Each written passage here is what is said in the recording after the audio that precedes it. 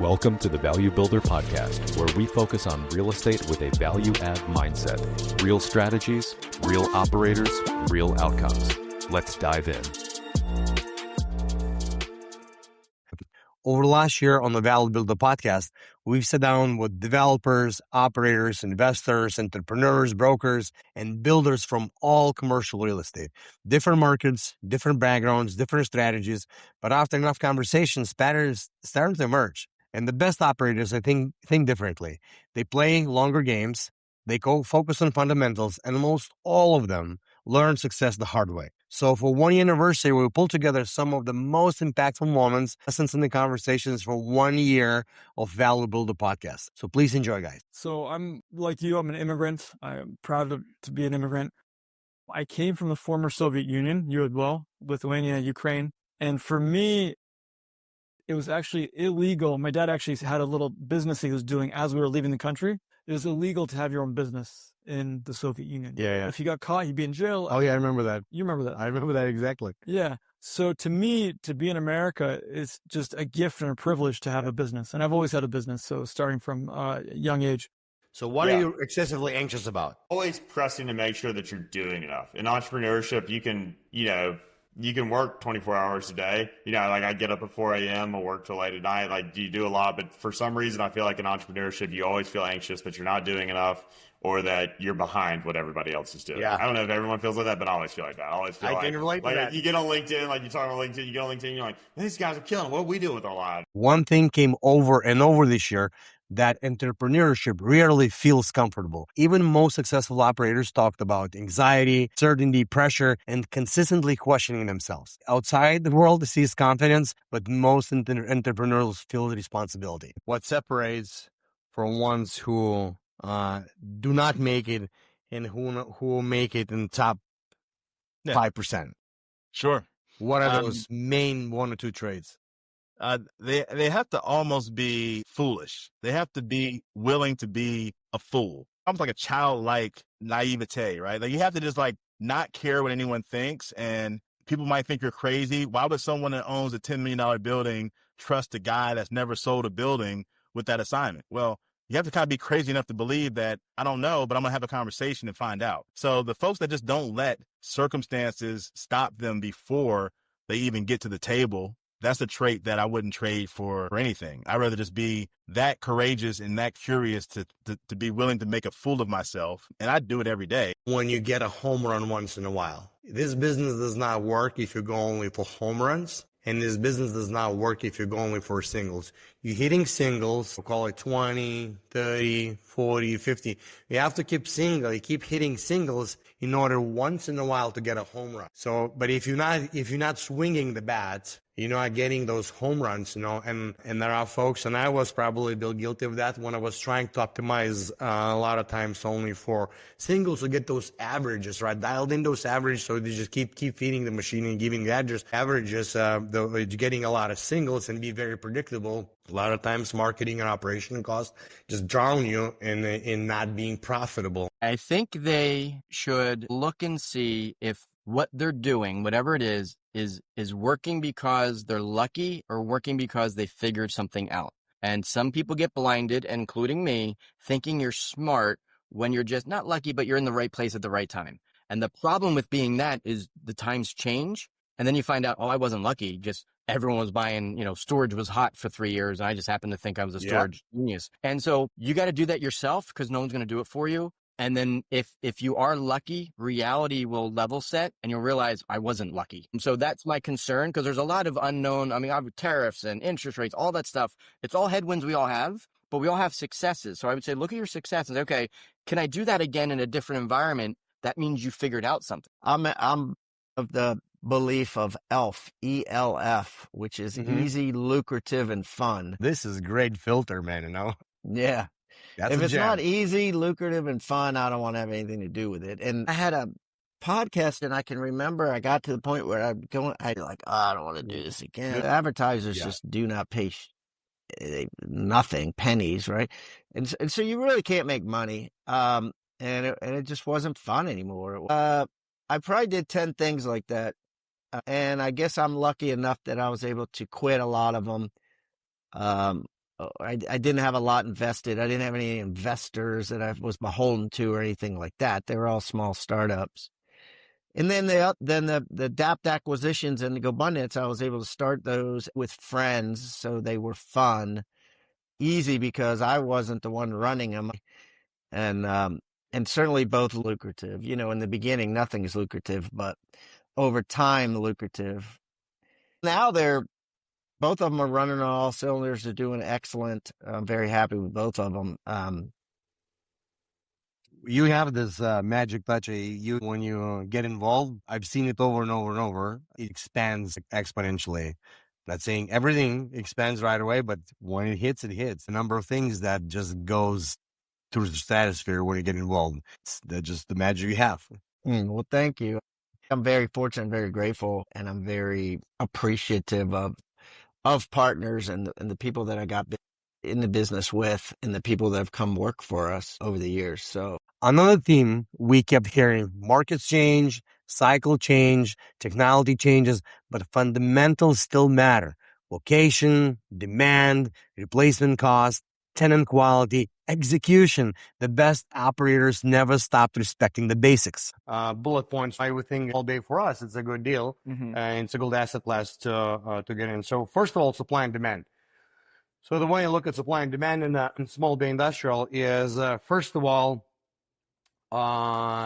it's really cost prohibitive right now to build a small bay industrial. All right. So let's say if you're going to try to build in any part of the country, you know, it could range between on the low and $100 to $130 all the way to like $200 a foot. Right? Yeah. And once you build at these prices, well, you have to lease, you know, call it, you know, 15, 16 triple net, and really just too expensive for those small businesses. Totally. Let's say in Chicagoland, right now, we'll probably see the prices increase, maybe, you know, $10, $12, $13 triple net.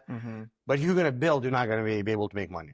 What it equates to that is a lot of pent-up demand because just not enough product. Institutional buyers there will buy metal buildings, and it's no more longer a stigma anymore, right? Like it used to be before.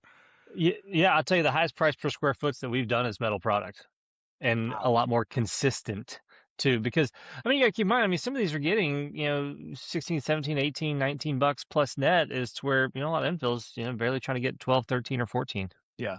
10, you know, as well. Like we were looking at a project yesterday out here in the mid cities. It's at 10. And so, why? But like, is that clear height? Well, it's a little bit of everything, but you know, that tenant base that's in that infill, I mean, it's that established tenant base. That area is already built out. It already has that contractor, that tenant base that's servicing the area. It's not a lot of growing on the business side. It's to where when you go a little bit farther out and you got all that nice new home construction going on, you got, you know, sometimes higher end home values, you start to get that high payer tenant that you're not going to see so much out here. The other one I love, and I don't know if we've got a true name for it. I keep calling them the man cave garages. I've heard them called the flex garages, the toy garages, but these kind of condoized or even just leasing them, basically a garage. You could park your boats, your cars, you could put a small business in there. They truly are a flex warehouse product, but they are much smaller. And they are not necessarily always commercial. I love these products because there is demand, especially you put it in a little of a nicer neighborhood. We can tell you, hey, look, I know you think you want to save some money and do this like boring gray industrial carpet, like spend another 60 cents a foot and get LVP in, get the fake wood LVP. And I can now tell them, I'm like, hey, I'm not a waiter upselling you at a restaurant so that you tip me more. I'm telling you, if you spend $5,000 more on this construction thing, your space will lease 3 times faster. Yeah. Because it's not like my hat of being a broker and an owner and running the management company. That doesn't go away, right? You're still getting the benefit of all that expertise just in a construction format. And so I think bringing that expertise on the contractor side really resonates well with our clients. The key, it boils down to knowing your market better than any human alive. Amazing, yeah. Knowing not just the properties, because, you know, if you want to succeed in the real estate, if you're going to take the real estate business seriously, you have to take it seriously, right? You better know construction, because real estate is construction, and construction is real estate.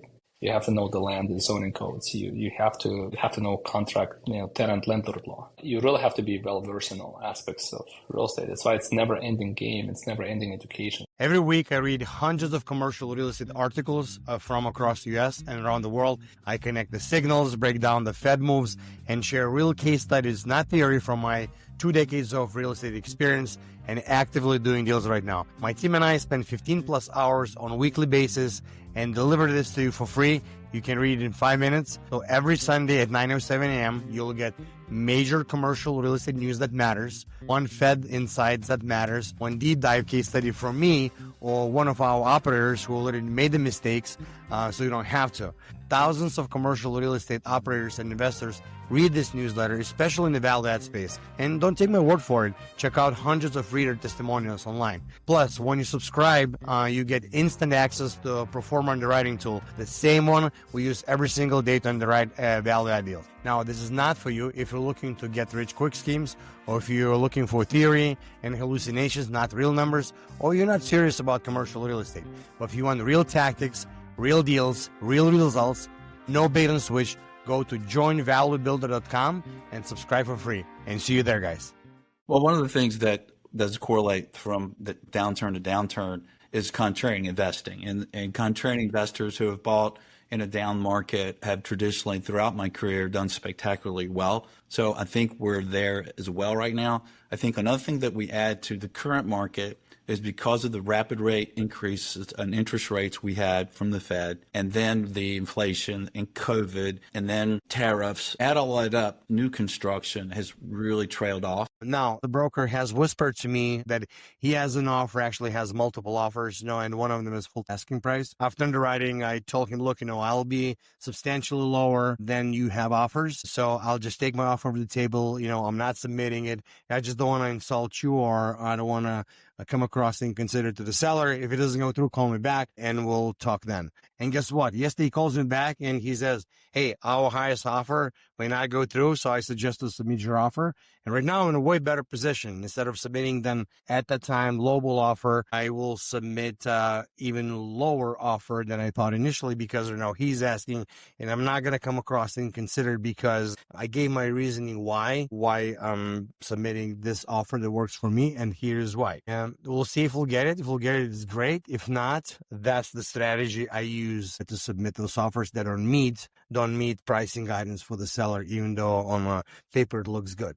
I'm less focused on yield and less focused on kind of the current cash on cash. I'd rather buy a property that cash flows 5% and is going to be much stronger in 5 years than a property that cash flows 10% and is going to have huge headaches and potential of lease turnover or tenants leaving and just not a good piece of real estate. So we're trying to build the best of the best in terms of best assets and best real estate. We're not just trying to flip and make a buck quick. That's not what we're building. What we're building is kind of institutional quality, investment grade tenants. A lot of people think real estate is just about making money, but deeper conversations this year were really about leverage, ownership, long-term thinking, giving back, building assets instead of income, building relationship instead of transactions, and understanding how capital actually works. Sure. So in terms of depreciation, commercial assets are underwritten and can be written off over the long period of time, from 25 to 35 years, depending on the asset. There is a way to accelerate that depreciation. In other words, take a bigger write-off, a higher deduction initially upfront. The way to do it is by performing cost segregation. Segregation is typically performed by engineers, and what they do is they take a property, let's say it's a retail building, and they break it down into pieces: doors, windows, flooring, roof, and so forth. Each piece of the property has its own lifespan. That lifespan is usually a lot shorter than 25 to 35 years. It's shifting your mindset from cash flow mindset to asset mindset. So take 400,000. So that's your, or whatever it is, that base. And the remaining, you're not looking how much business is going to make this year and take it out, that oxygen. Or if the business is going to be worth more than in 5 years or 10 years more than keeping the money and compounding that ROI compared to you putting that, sucking out and putting You're switching someone else. the game. You're switching the game you're playing. The first part you're talking about, you're playing the income game. Yeah. When you look up and you say, I won that game, then you shift to an enterprise value or an asset value game. You could have been still playing that in while you were working. But you can compare it. You can compare, what's worth more for you, worth more to you and to your family than when assets appreciate. You don't take it out the first year. Right. Wide So you receiver. say, I'm done playing the income. I don't need the income anymore because I've been making $2 million for 10 years and I live on 400 grand. And so we have plenty of money. And so I'm good. So I'm done playing the income game. This next phase for me is I'm going to play the value game. What is the thing that I build from this point forward? What is it? What is the value of it? Right. That's amazing. What is the value of the portfolio you're building, or what is the value of the organization if you were to sell it? So for anyone looking to raise capital, I call it the 6 C's of raising capital, right? And it really comes down to a framework to help you understand, one, if you're ready to raise capital, and two, how to get it done. So it's like kind of an assessment, but also the steps that you need to do. The first C is going to be confidence, okay? And I don't mean confidence from just faking it till you make it, or blind hubris. I mean confidence that comes from putting in the reps, knowing your stuff, right? Analyzing deals, understanding the numbers, understanding what a good deal looks like. You have to have confidence. That way, when you're speaking to people, you actually know what you're talking about. So again, I'm not talking about just faking it, but know your stuff. Even if you've never done a deal before, you should put enough reps to understand what that looks like. That comes from listening to podcasts like this, reading books, articles, getting on forums, joining masterminds, getting a coach or a mentor, but really taking action and analyzing deals so you understand what a great opportunity looks like. We say at the beginning of the process, we say, look, we like celebrating, and we would love to celebrate with you at the end of this. Once we close at your favorite restaurant that you choose, one of us, either me or my business partner, will fly out and have a dinner with us. And we do it.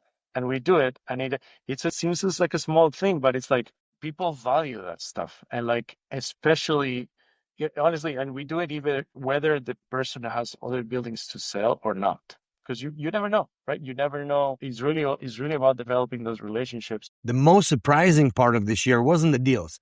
It was often how conversations came back to purpose, family, faith, impact, freedom, health, fulfillment, and a lot of best operators weren't just building portfolios, they were building lives intentionally. So on a personal level, what do you dream of achieving one day through your work in real estate? Yeah. That's a great question. I have a daughter. She's 15 months, about to be 16 months, and she's, turned into my best friend. My wife is also my best friend, but my daughter's, my new best friend. What I hope to be able to do is take her to these properties, show her them, right? I have this dream of saying like, hey, maybe she's not going to be a real estate investor in the future, but being able to like walk with her on their property, show her what I've built or what I've bought and where we've been able to take it. That's what I'm envisioning years down the line where, she's playing on the properties that I own. So we've got all these entrepreneurs, including myself, that start a business and they say, when I can get to $10 million or whatever your number is, I'm going to be so happy. I'm going to have all this time, blah, blah, blah. The truth is that will never happen. And here's why, because nothing outside of yourself can bring you happiness. That's why there's billionaires today that are contemplating suicide. The beautiful thing about the work that I've done and that we continue to do with clients is that we can teach you how to get to the state that you think $10 million will bring you. We can teach you how to do that in a 5-week session. When you get to that place that you think money can get you, then you are much more likely to actually get to the place you wanted to go, because like me, you aren't doing it to feel better about yourself. You're doing it to create impact in the world. I had a life-altering car accident in my 20s and was given a second chance at life. And that's something that I've really held deep in my heart and also has really given me a zest for living fully. And I ask myself each day of how can I live even more fully? And how do I help others do this through commercial real estate and being active? And with that, in 2019, my brother and sister-in-law were like, hey, we're running New York. You want to join us? And I was like, let me sleep on it, because I ran one marathon 17 years prior and I hated it. So I said, never again. And so fast forward, it's 2019 and I decided, I had ran about 24 half marathons at that point. And I just said, you're getting too comfortable, Heather. It's time to shake it up, go back into the unknown. So that's what I did. And what was interesting was through that training process, it just broke down some of the inner barriers and some of the stories that we tell ourselves, right? The self-limiting beliefs. Yes. And I ran it and I loved it. within that same year, actually about a year before the drug addiction finally was history. And really, that's the foundation of my success. There are biblical principles that show up in running a business and, receiving or creating prosperity, receiving the blessing, if you will, that comes from the book, that comes from reading the Bible. So really that's where it all started, and the consistent building of Dan Breslin's life really started. Reading the Bible 2011 and then getting clean in 2012. So I know that you co-founded your company, Ever4 Capital Partners, with your mom and grandmother, right? Whose idea was that? I'm just, trying to understand. Can you unpack that for us? We have this one particular phrase, sempre à frente, which basically translates into English, ever forward, always forward, keep your head up. Doesn't matter, don't look back, just keep moving forward. And we didn't want to put sempre à frente Capital Partners because that would be very much a tongue twister for those that don't understand it or don't speak the language. So we translated it, and we found out that ever forward was the best thing, because that was like our mantra, our story. It didn't matter if there was, something happens, or if something, there's a roadblock, ever forward, keep your head up, keep moving forward, because the mission's still there. It doesn't matter whether it's a rainy or a sunny day, the mission's still there, so just keep going for it. Doesn't matter if you're sad or happy, keep going for it. The mission doesn't change, you change, so just move ever forward. So when we came up with that company name, it was like, yeah, we resonate with this. So when you're in, one thing has become very clear to me. The best builders are rarely chasing shortcuts. They keep thinking long-term. They keep learning. They stay resilient through cycles, and they keep moving forward when the things get even hard. So to every listener, every guest, every subscriber, every supporter of Value Builder Podcast, thank you for being part of year one, and we're just getting started. Thank you, guys. You've been listening to the Value Builder Podcast. For more strategies, stories, and episodes, head to valuebuilder.co or subscribe on your favorite app. Always make it better than you found it, and keep adding value. See you in the next one.